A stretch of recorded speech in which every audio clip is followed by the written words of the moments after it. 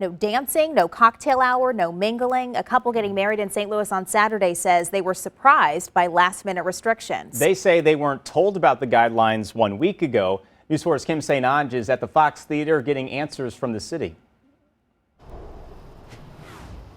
Well, couples getting married right here at the Fox Theater. This, by the way, is a dream for the bride.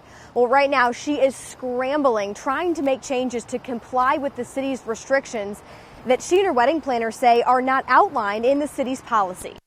It's far from what Jessica Lee envisioned for her wedding day, but she and her fiance Ryan are still going to get married Saturday, with no dancing, no cocktail hour, and no mingling. Being in social media, I could see so many weddings happening that allowed dancing and cocktail hour, but mine didn't. She switched venues for the reception to the Carmel Room, where she says those were allowed, only to be called days later and told that's no longer the case, and that the city flagged her wedding. To be told this, it's devastating, and I feel like it's totally unfair. They received this email from the city last week saying, "We've asked venues to restrict dancing, suggesting that the only dancing be the traditional bride-groom and parent dances.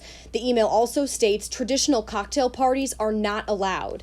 Instead, the city says, we've authorized a seated event with cocktails in order to avoid the risk of a super spreader impact of mingling while drinking and not wearing masks." I think there is a lot of miscommunication on the city side. I think maybe somebody is saying one thing, but then somebody is saying another. I go by what's on paper or what's on the website, and it says nothing on restricting dancing and mingling. Her wedding planner, Natalie, says a wedding she planned last week in the city allowed dancing and a cocktail hour, and can't figure out why Jessica's wedding is any different. Whether it's just waving people at the tables and we just want to make the most of it. We've been together for so long. The end game will always be the same. We're going to be married, and that's the silver lining of everything.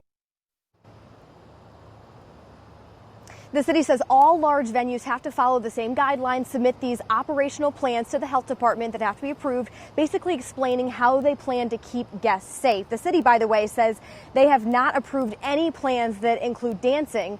A spokesperson for the mayor tonight telling me that they don't send police to these events, so they're not out there making sure that people are following guidelines. They're certainly hoping that they are, and they really rely on people submitting anything to the Citizens Bureau service saying that people aren't following them so that they can follow up. They say any venues that have allowed that likely have not fully disclosed the plan. Live in Midtown, Kim St. Ange, News 4.